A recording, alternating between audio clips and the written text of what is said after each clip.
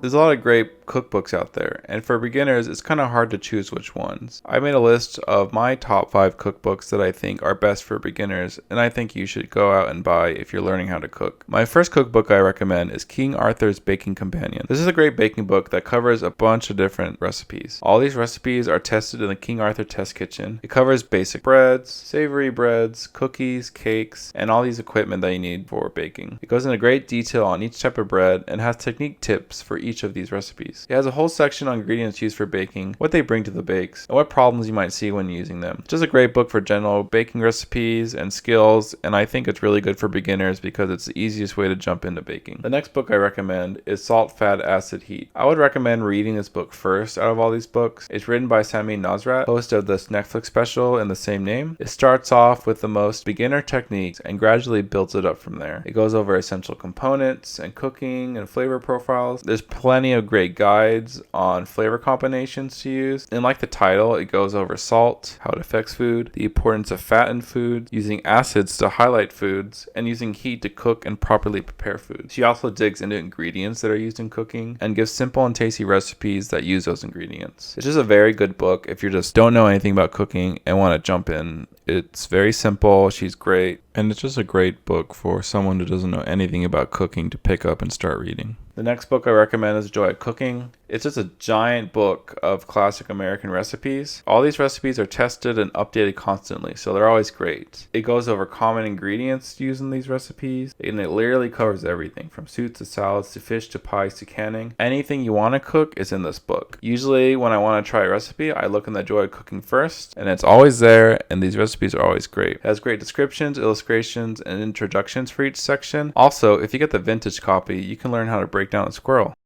Great.